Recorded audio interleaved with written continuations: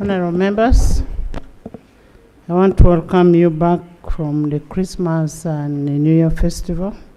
On Thursday, 9th January 2025, Speaker of Parliament Anita Among forwarded the Auditor General's forensic audit report on the alleged loss of 60 billion shillings from Bank of Uganda to the Directorate of Criminal Investigations (CID) for further investigations. There was an issue that was raised on the floor on 28th November by the leader of opposition in the House here, and the issue was referring to the money, purported money which had gotten lost from Bank of Uganda, and we asked for a forensic investigation on that money.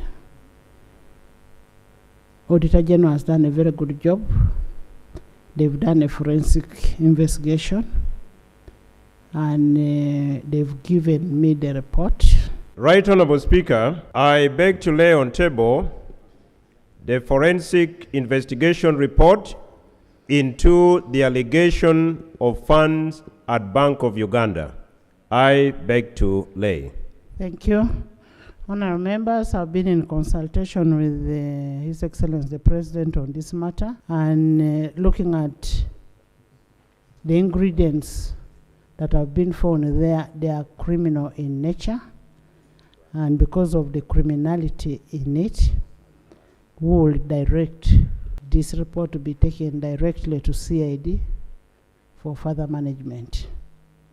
And CID, that's the Criminal Investigation Department, will report back to us on the action that has been taken. The rules also mandates you, and you are the chairperson of classified committees, to handle any matter that are of criminal, that of security nature. Madam Speaker, I'm not privileged to the report that has been laid regarding Bank of Uganda. But I would have just thought that exercising your power, that report would have handled by the committee that you share.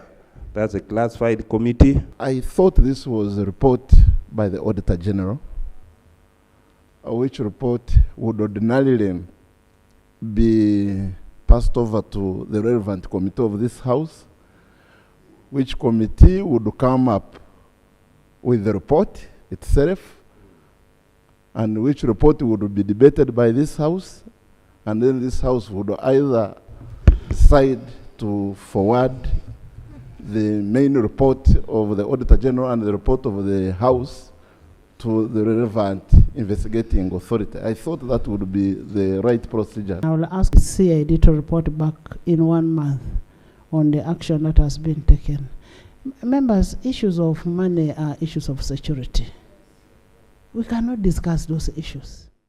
During the sitting, the House adopted the 4th National Development Plan that will run from the financial year 2025-2026 to financial year 2029-2030. Right Honourable Speaker, I'm moving a motion for a resolution of Parliament to approve the 4th National Development Plan, commonly called NDP4, for the period 2025-26 to 2029-30. Whereas the implementation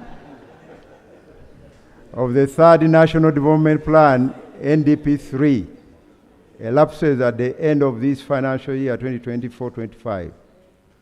The National Planning Authority and government in general have prepared the 4th National Development Plan, NDP4, financial year 2025 to 26 to financial year 2029-30, with attendant National Human Resource Development Plan for approval by this House. We looked at the plan, how it relates to Vision 2040, how it relates to 2030, and then the 10 folds.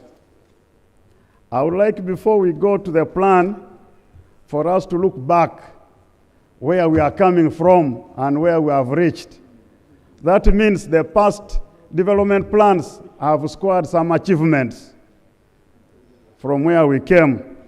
Achievement number 1, the country has got serious peace, security, and there is also macroeconomic stability. The size of Uganda's economy has increased more than threefold in the last 14 years to 202.1 trillion from 64. The economy has also been diversified from the traditional base, that's the 3 C's and the 3 T's of coffee, cotton, copper, tobacco, tea, and tourism. We have now moved to other areas. We have also achieved better domestic revenue mobilization, which has risen and increased up to 27.7 trillion from 6.4 trillion way back, and that's about 13.8%. Investment in road transport infrastructure has significantly improved connectivity. Electricity generation capacity has been built, and it's tripling from the last 14 years. Ugandans are now living longer. The average life expectancy has moved because of all these good things. Good life, good health, and so on. From 50.4 to 68.6. Regional imbalances have remained despite the various affirmative programs and projects implemented by the government. The regional disparities are due to high income poverty levels, limited underdeveloped regional value chains, inadequate economic and social infrastructure and services, and weak public sector management in some local governments. The committee observed that the proposed NDP4 listed projects, including the high impact projects, are not regional balanced. They exclude key projects required to upgrade health centers, tools. They exclude key tourism and other strategic road infrastructure upgrades. Some projects listed are duplicated, and other strategic high impact projects that will solve Uganda's needs are omitted in the plan. So the committee recommends that comprehensive amendments to the NDP4 high impact project list and the NDP4 project list are undertaken to remove project duplication, update the actual status of the projects, and incorporate the high impact projects that are listed in that annex. The Minister of Finance, Planning and Economic Development should submit to Parliament an amended NDP4 project list within 1 month from the date of approval of this plan. Honourable members, I put a question that the motion for adoption of the 4th National Development Plan 2025-2026, 2029-2030 be approved by this House with amendments from the committee. Be approved. Those in favor say and the contrary nay. The ayes have it. Also in the sitting, Parliament approved government requests to borrow up to $88.3 million from the African Development Bank Group for the construction of road infrastructure in southwestern Uganda and at the Uganda-South Sudan border. I beg to move a motion for a resolution of Parliament to approve the proposal for government to borrow up to $15.222 million from the African Development Bank and $73.15 million from the African Development Fund as additional funding for the construction and development of the Laropi Moyo Afoji, including the bridge at Laropi and Katunamuko Kamgangs Road. I beg to move. Honorable members, this is one of the best facilities we have. This loan has a national character since it covers about 3 regions. The committee noted that almost all ongoing projects in the works and transport sector have faced slow performance, and this is attributed to slow disbursement rates, delays in procurement process, incomplete or errors in designs, compensation issues that make sites inaccessible. The committee recommends that for efficient and effective implementation of this project, the implementing agency should ensure adequate identification and evaluation of risks that occur throughout the project cycle to ensure that they are adequately mitigated to avoid further delays. In 2017, the President of Uganda gave us an executive order for the Minister of Finance to process or borrow. There should be a letter of clearance from the President. This particular loan, Right Honorable Speaker, did not provide a clearance from the President. What they gave us was a clearance for the original loan. For this particular loan that they are applying for, which is new, there is no letter of clearance from the President. And we believe that is an irregularity. This is not a new borrowing. We are just seeking an addendum in the form of additional borrowing. When we are procuring a borrowing for a project, the condition is that the project must be cleared by the President, which happened on 13th of November 2017, when this project was procured. When additional borrowing is required, the requirement is that we must go back to Cabinet, where the President is the chairman, and we get approval.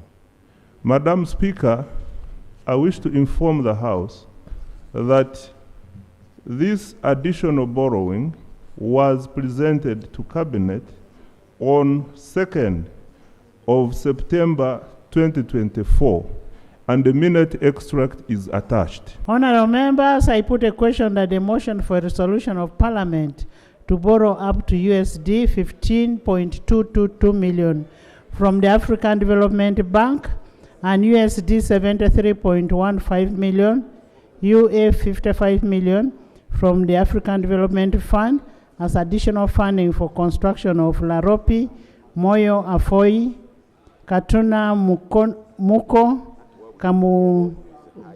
Kamugaguzi road project be approved by this House. Those in favor say and the contrary nay. The ayes have it.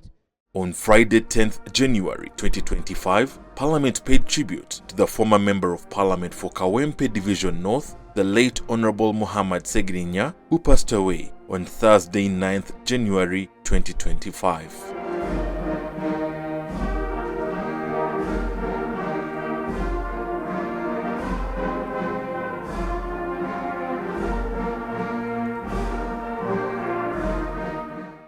Honorable Ssegirinya had a loving personality. He was a servant leader who was loved by many people.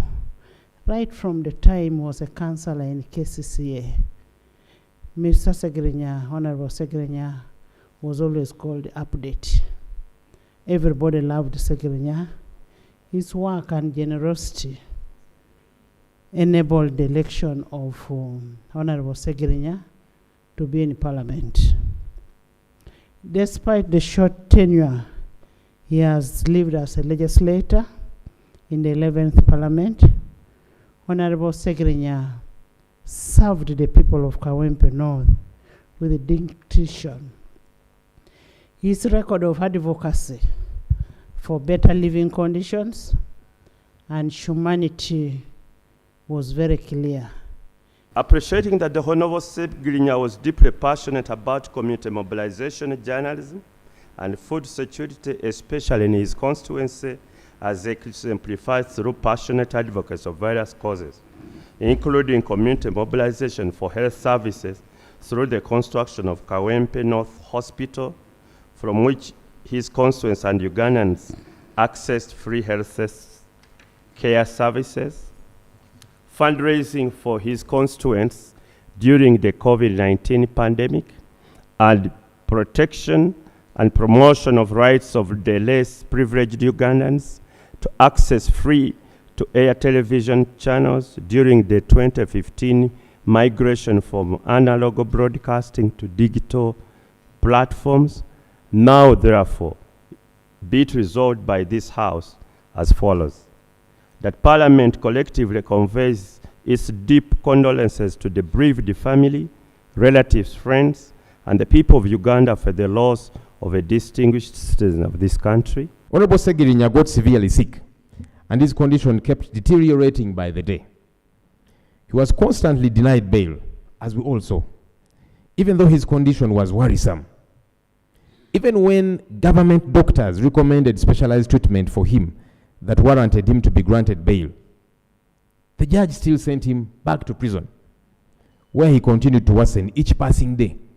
His lawyers made a plea and produced before court medical records signed by government doctors saying this man should be released on bail to go and get specialized treatment. The judge said, no, go back to jail. After a while, Honorable Ssegirinya was granted bail only for him to be abducted outside Kigo prison by gun-wielding men in plain clothes, in total violation of our country's laws. This disregard for the rule of law continues unabated in our country, and as we have witnessed, it affects all of us. The right to a fair hearing entails a right to bail, because everyone is innocent until proven guilty. This man, after only 2 days, he started complaining of his chronic sickness that he had before incarceration. And he wanted to seek for medical attention in Germany because he was coming from Germany for such. And he had been prepared for another day for treatment by a specialist who was coming from India to China, to Germany in some hospital. And that chance wasn't given to him because of denial of bail. Madam Speaker, I thank you for your support to this gentleman, especially during all those times we were under incarceration. It is so sad when you have to battle a disease while at the same time battling for your freedom. A whole medical doctor from the prisons gave Honorable Ssegirinya a recommendation that if this man is not let out of the prison, he will suffer consequences that will be fatal. It is so sad that even at one time these people were released and then kidnapped back to the prison. I think this is one moment where you people in government should stand up and say sorry.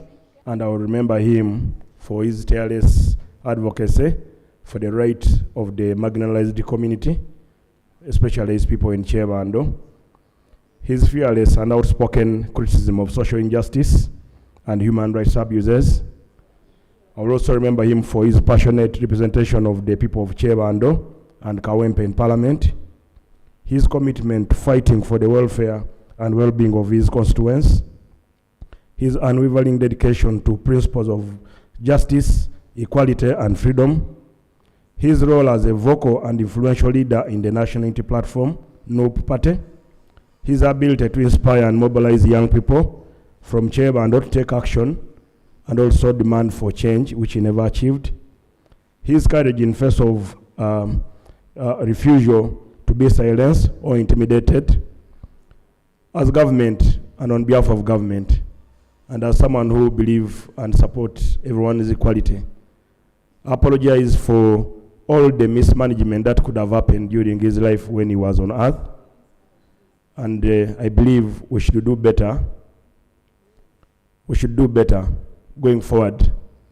We should allow criticism where need be. And I pray his soul rest in peace. But also, Honorable Ssegirinya was a serious mobilizer. Even in his constituency, he loved his voters. You remember when he offered that every woman that delivers was entitled to offers. But also building a health facility. Colleagues, you all remember, or you know, service delivery in terms of health provision is not cheap. For one to build a facility, buy drugs, let's be brief, we are pay running the out medical of time. workers is not easy. So I salute Honorable Ssegirinya. Thank It's you. a big loss to the country. May God sustain the bereaved family.